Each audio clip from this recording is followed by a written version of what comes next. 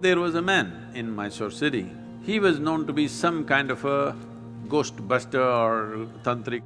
This guy has trapped ghosts in bottles. So I was just befriending him thinking, I will steal one bottle because I really wanted to see a ghost.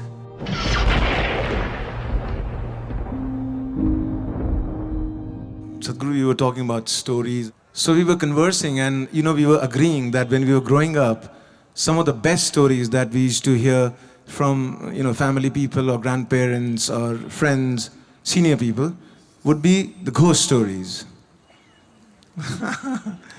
And, somehow, you small, kids, we love to get scared.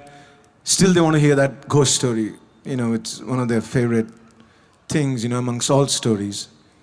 Do you have any ghost story from your experiences of traveling in the mountains?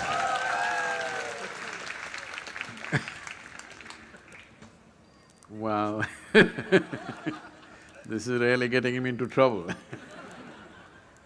See, the purpose of telling you ghost stories was not to scare you, but to give you a hair-raising experience.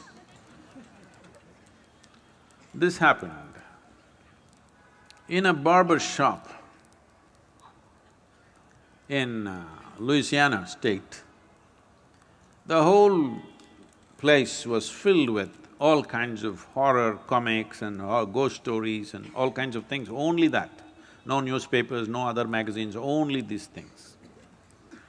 So one day somebody asked the barber, said, why have you put your whole place with this kind of stories in your saloon? You don't have anything else, nothing about styles, about fashion, nothing, only ghost stories and horror stories, why? He said, see, for my profession, if somebody's hair is standing, it makes it much easier.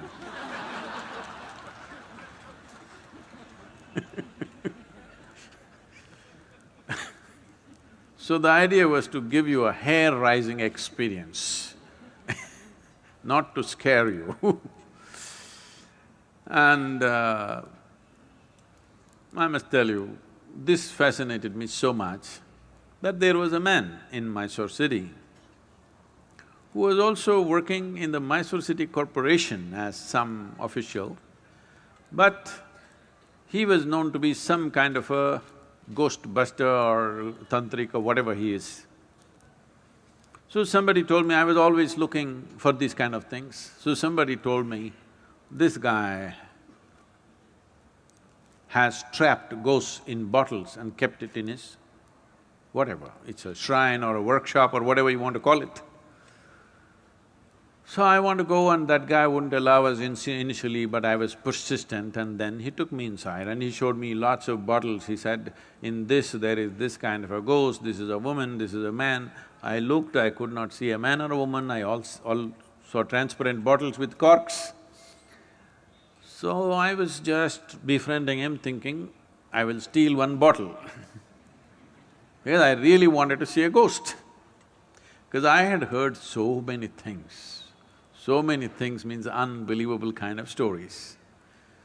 Well, it only made me more and more curious. It did not raise my hair nor scare me, but I became more and more curious.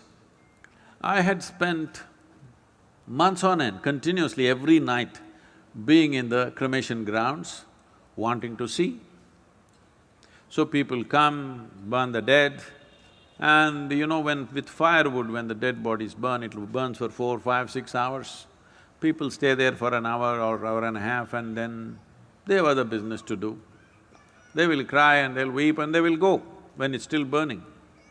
Normally what happens is, when as the fire burns, one thing, because there's always economic aspect to everything. If they've not put enough fire long enough, when this collapses, the outer part, first thing that'll happen is, because neck is such a small thing and it gets burnt, and once the spine is burnt, the burning head will roll away, do. So I am the one who picks it up with a stake and puts it back and waits, where is the damn ghost? It doesn't come. Many months on end, I sat there, no ghost came. Somebody said, you put a nail in that tamarind tree, it will come. I would nail the damn tree again and again and again, nothing came. Somebody said, in this house there is a ghost. So I would beg them, please allow me, I want to sleep in that house and see if the ghost comes. Did not happen. So I went to this guy, and when they said specifically it's in the bottle, I wanted to steal a bottle. But he was very protective about his bottles So I didn't see anything coming out, but he showed me one thing. He made an elaborate design with rice flour. In the five corners of this, he kept one egg. He did all kinds of things and poof, he clapped his hand, pop! All the five eggs burst right in front of my eyes. So, I thought, something. I don't know whether it's a ghost or it's a thing, whatever, but definitely he did not reach out to these five, he was standing away and all the five eggs burst. Then this was working on me, and I was walking in my house backyard, looking here and there. Then I saw guavas were hanging in the tree, the guava fruit. I looked at the fruit fell. I thought, what? I did it again and again, the fruit fell. Then I brought my friends and just, you idiots, watch this. Fruit fell. They said, what? Not once, 5, 10 times I did so that it's not an accident. But then, in about 3 days' time after I did this, a revulsion, I've never experienced it ever in my life because I've never stepped into those areas.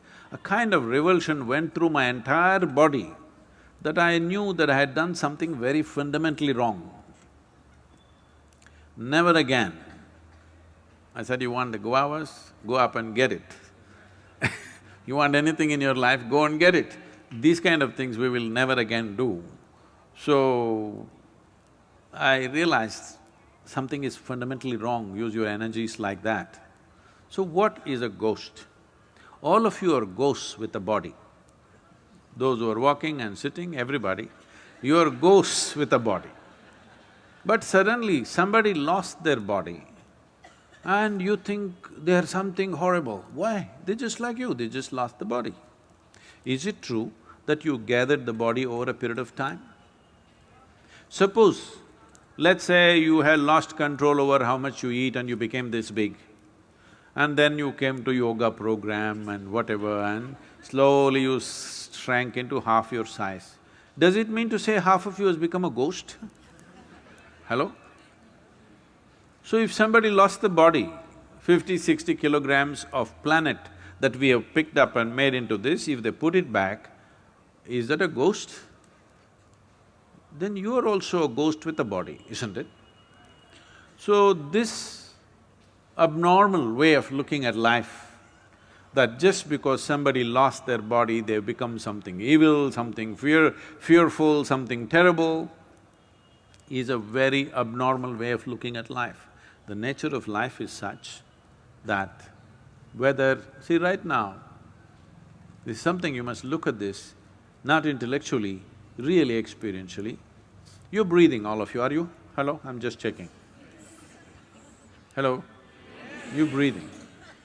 So if you're breathing, let us say this was like a building or whatever, right now we are in the quadrangle kind of place. So there is life here that you're breathing. You may call it air, but it's actually life, because if I take away this will go. Yes? Your life will go. It's only in this transaction, life is happening, isn't it? So it's not just about air, oxygen, this, that. This is a living cosmos. You are like a little bubble, you captured a little bit of life. You know, did you blow soap bubbles when you were young at least? So when you blew your soap bubble, you got this big bubble, I got that big bubble, let us say. We were looking at this, oh, this is my bubble, this is your bubble. Then they went poop. When they go poop, You don't say, this is my air, this is your air, isn't it? This is just like that. This is just a bubble. You captured a certain amount of life and it's functioning in a certain way. When this bubble bursts, there's no such thing as your life and my life. Well, you may not break the entire bubble, you may break the outer surface of the bubble and the inner surface of the bubble may still remain. Just because the outer peel has dropped off, do you call that a ghost? Then you are a ghost with a body.